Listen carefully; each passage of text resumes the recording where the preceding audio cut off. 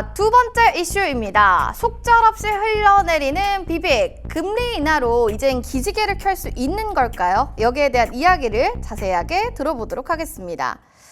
알겠습니다. 지금 관련해서 얘기들이 굉장히 많았는데 두 번째, 금리 인하 기대감으로 배터리, 바이오, 인터넷, 게임 업종 이제 상승세를 좀 이끌 거다라는 이야기들이 솔솔 나옵니다. 근데 지금 비빅이란 무엇인지, 왜 투자 열풍의 중심에 서 있는 건지 이런 것들이 또 궁금하신 분들 많을 것 같아서 이야기를 좀 들어보겠습니다. 이주연 대표님, 정리 먼저 부탁드릴게요. 네, 일단은 BBIG라고 하면 최근에 우리 시장에서 좀 많은 분들이 얘기를 좀 잘 만들어내시는 것 같아요. 그렇죠, 맞아요. 네, 그래서 일단 뭐 최근에는 뭐였죠? 태조 이방원이었나? 그것도 있고 굉장히 또 센세이션했거든요. 예, 차은우 이런 것도 있는데 네, 그거랑 같은 맥락이라고 보시면 됩니다. 네. 일단은 코로나 상승장에서 거의 상승장을 주도했던 그 섹터들이라고 보시면 되는데 이제 배터리 그리고 바이오, 인터넷, 게임 이렇게 묶어가지고 BBIG라고 이제 이야기를 합니다. ETF도 출시가 되기도 했었고요. 굉장히 좀 그때 시장에서 많이 주목을 받았었기 때문에 시장의 주도주 역할을 했던 그런 종목군들이었습니다. 근데 최근에 좀 화제가 많이 되고 있는 거는 아무래도 이제 주가가 이전에 상승할 때 받았던 그 기대감에 비해서 주가가 많이 빠져 있기도 하고요. 이제 반등의 여력을 크게 보여주지는 못하고 있는 그런 상황이어서 아마 많은 분들의 기대에 못 미치는 그런 모습들 때문에 좀 실망감의 화제가 되고 있다라고 좀 생각을 하시면 좋을 것 같습니다. 일단은 대표적으로 네이버라던가 이런 종목들이 있죠. 그리고 최근에는 많이 이슈가 됐던 카카오 이런 종목들 같은 경우에도 다른 종목들은 그 신고가 쓰기도 하고 그런 모습들 보이고 있는 종목들이 있는 반면에 바닥에서 기고 있다 보니까 앞으로 반등 가능성이 과연 있느냐 이런 것들에 대한 우려감이 좀 많이 있는 상황입니다. 근데 다만 이제 말씀을 드리고 싶은 거는 그 시대에 좀 이렇게 강하게 상승이 나왔던 그런 종목군들이 있잖아요. 작년 같은 경우에도 태조 이방원 말씀을 드렸었는데 그 안에서도 사실 앞으로의 어떤 신성장 동력을 확보하지 못하고 실적상으로 어떻게 좀 보여주지 못한다, 가시성이 없다라고 하는 종목군들 같은 경우에는 기대감만으로 상승이 나오고 그 이후에는 크게 빠지고 다시 재반등하기가 쉽지가 않습니다. 이전에 네이버라던가 카카오 그리고 게임주들 같은 경우에도 이전에는 성장주다라고 하면서 굉장히 각광을 많이 받았었고 그랬었지만 이제 지금은 사실 성장주라고 보기엔 조금 애매한 감이 있거든요. 2차 전지도 마찬가지고요. 이제는 실적으로 보여줘야 되는 상황인데 그 실적으로 반영이 되지 못하고 있다 보니까 주가의 하방을 좀 지지해주는 것들이 없다 보니까 더 계속해서 좀 반등의 기미를 보여주지 못하고 있다. 이렇게 좀 해석을 하시면 좋을 것 같습니다. 그래서 일단은 그때 너무 성장에 기대가 된다 이런 것들에 너무 이렇게 휩쓸리기보다는요. 아무래도 이게 실적이 가시성이 있느냐, 앞으로 신성장 동력이 또 있느냐 이런 것들을 좀 객관적으로 판단할 좀 눈이 있으셔야 된다라고 좀 생각을 하고 있고 작년에 강했었던 태조 이방원 중에서도 이제 어느 정도 실적으로 반영이 되고 있는 조선이라던가 그리고 방산이라던가 이런 종목들 같은 경우에 지금도 굉장히 좋거든요. 네. 그 반에서 태양광이라던가 2차 전지 이런 종목들 같은 경우에는 또 실적 때문에 갈리는 거라고 저는 생각을 하고 있습니다. 그래서 이런 좀 신성장 동력이 있다던가 그리고 실적상으로 모멘텀이 있다던가 이런 종목군들에 좀 초점을 맞춰서 보시는 걸 저는 권장을 드리고요. 좀 선별적으로 접근을 하시는 게 중요하지 않을까 이렇게 생각을 하고 있고요. 지금도 마찬가지입니다. 네. 지금도 여전하다. 앞으로도 미래도요. 네. 현재도 미래도 앞으로도 계속해서 이제 신성장 동력이 유효한지 그런 부분들을 계속해서 지켜볼 필요가 있다라는 거 굉장히 중요하게 강조를 해주셨습니다. 일단은 좀 소외받고 있지만 다시 좀 주목받는 건 금리 인하에 대한 키워드가 있기 때문이다 라고 또 연결고리를 지어주신 건데요. 그러면 지금 코스피가 2800선으로 좀 움직이고 있는 상황인데 왜 지금 BBIG만 하락을 변치 못하는 거냐라는 얘기들이 있어요. 아까도 살짝 얘기해 주신 게 네이버, 카카오 이런 얘기들 슬쩍 해주셨거든요. 네네. 그럼 관련되어 있는 그 섹터 내 종목들로 얘기해 주셔도 되고 편하게 준비하신 거 얘기해 주셔도 되겠습니다. 일단 최근 시장만 딱 놓고 보면 순환매 장세가 빠르다라는 부분들. 결국 지금 상반기 때 좀 주도를 했던 섹터들이 조금씩 쉬어가고 있는 모습들. 그럼 상반기 때 주도했던 섹터들의 투심이 조금씩 악화가 되면서 그간 좀 쉬었던 업종들, 즉 소외됐던 업종 쪽에 지금 투심이 조금씩 살아나고 있거든요. 오늘 시장만 봐도 지금 우크라이나 재건주들, 건설주들 계속해서 지금 다양하게 움직이고 있는 부분들인데 최근 이렇게 시장에 순환매가 나타난다라는 부분들은 어떻게 보면 시장 증시 상승에는 긍정적으로 바라볼 수가 있거든요.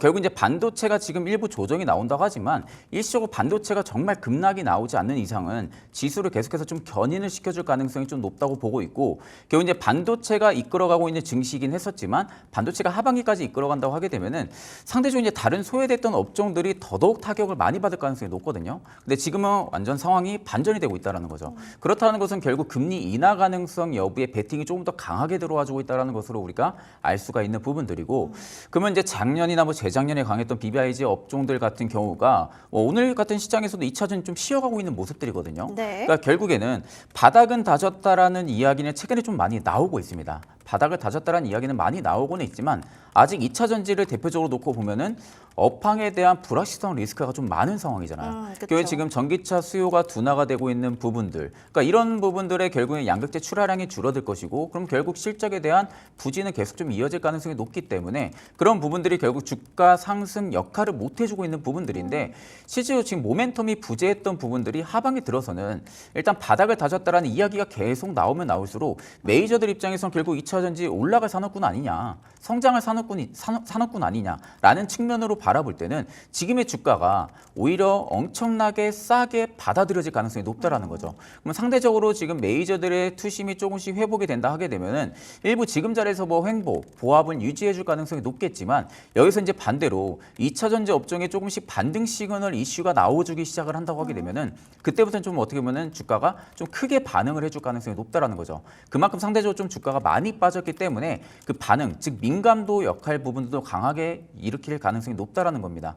거기에 지금 올해 하반기만 놓고 봐도 현대차에서 캐스퍼 일렉트릭 판매 지금 시작을 하려고 하고 있고요. 또 기아 같은 경우 EV3 결국 저가형 전기차 시장인데 지금 주요 배터리 셀 업체들이 주목을 하고 있는 부분들이 LFP 배터리 쪽입니다. 네. 그럼 LFP 배터리 쪽에 대한 부분들 결국 삼원계 쪽에서의 좀 집중을 해왔던 부분들을 지금 저가형 배터리 시장을 공략을 하고 있는 부분들인데 저가형 시장에서 결국 지금 점유율을 많이 가지고 있는 게 중국의 비아디 기업이거든요. 비아디가 워낙 저가형 쪽에서는 우리가 삼원계에 집중할 때 저가형 쪽에 좀 집중을 많이 했던 부분들이다 보니까 상대적으로 지금 LFP 쪽에 대한 부분들의 성장성 여부까지는 시간적인 텀을 좀 두긴 해야겠지만 결국 캐스퍼 일렉트릭이나 그리고 EV3 같은 경우가 판매량이 성공을 한다고 하게 되면은 일시적으로 그때 2차 전지 또 반등 시그널을 잡아줄 가능성이 높다라는 거죠. 근데 그 시기가 지금 머지 않았다라는 부분들만 놓고 보면은 내가 좀 긴 호흡으로 봤을 때는 지금도 투자 적기라고 보고 있는 상황이고요.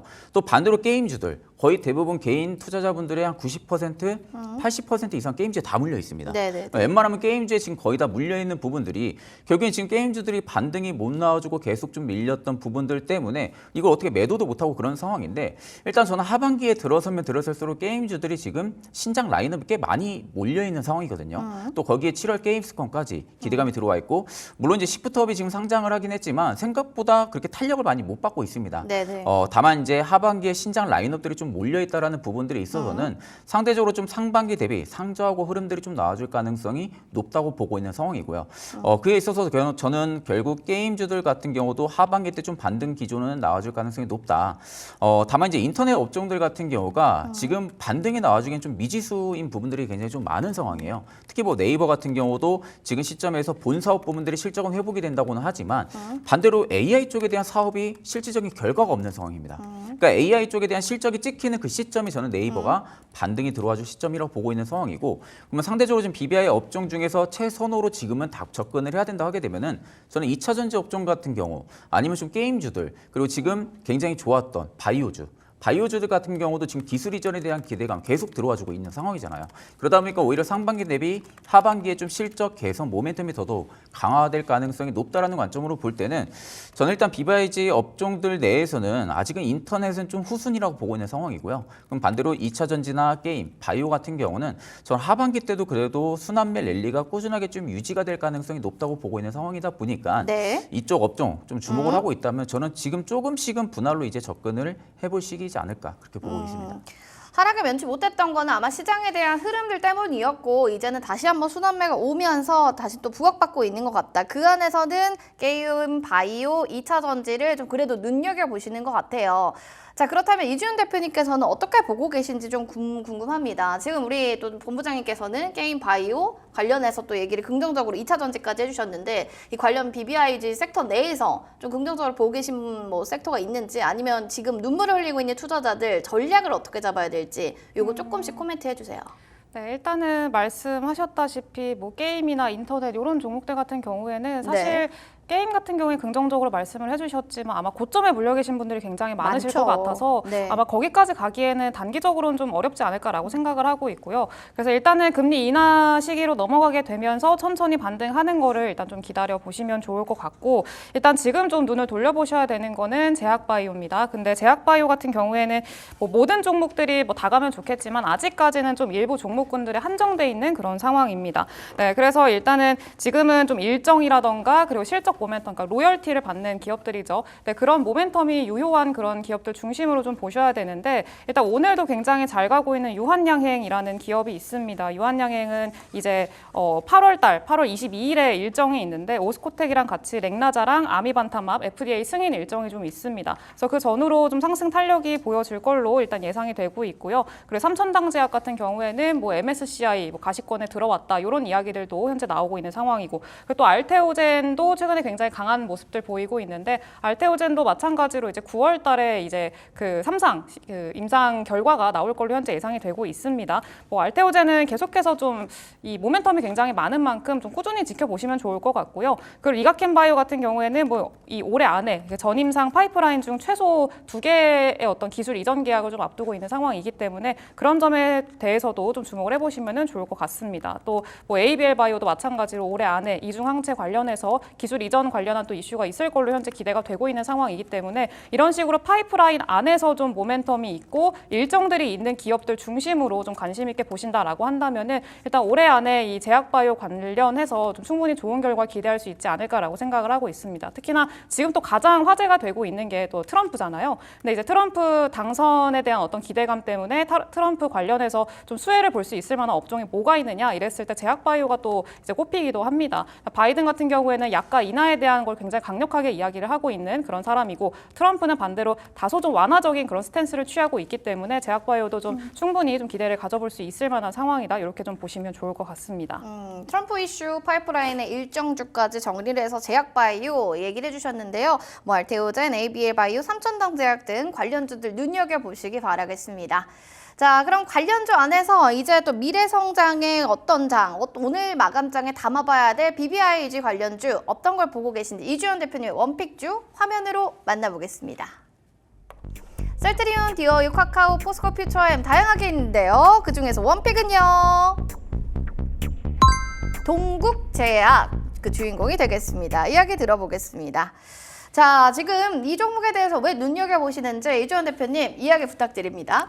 네, 동국제약 같은 경우에는 뭐 많이들 아시는 마데카솔 그리고 뭐 신시아 이런 거를 이제 파는 기업인데 일단은 제가 주목하고 있는 거는 안정적으로 실적을 내고 있고 플러스로 추가적으로 이제 이 포트폴리오를 다각화하고 있는 상황인데 뷰티 디바이스랑 화장품 쪽에서도 수익성이 꽤나 잘 확보가 되고 있는 그런 상황입니다. 그래서 일단은 하반기 같은 경우에는 화장품이랑 뷰티 디바이스 쪽으로 성장이 좀 드러날 걸로 현재 기대가 되고 있는 상황이고요. 일단 화장품은 이 마데카솔에 테카라는 성분이 있는데 이 테카를 기반으로 해서 기초 화장품을 만들었습니다. 근데 이것 또한 앞으로 성장세를 좀 기대를 해볼 수가 있는 그런 상황이기 때문에 그런 점에서 주목을 해보시면 좋을 것 같고요. 그리고 더 주목하고 있는 거는 뷰티 디바이스. 최근에 미용기기 관련해서 좀 기대감이 많이 유입이 되고 있는 상황이죠. 네, 여기서도 함께 좀 수익을 좀 기대를 해볼 수가 있겠다. 수익성을 기대를 해볼 수가 있겠다. 이렇게 말씀을 좀 드리도록 하겠습니다. 그리고 그 관련한 그 경쟁사들 중에서도 지금 현재 굉장히 저평가되어 있는 기업이기도 합니다. 이 제약바이오 기업임에도 불구하고 지금 PER이 이제 그 가이던스 기준으로 봤을 때 한 11배 정도밖에 되지 않습니다. 그래서 그런 점들을 봤을 때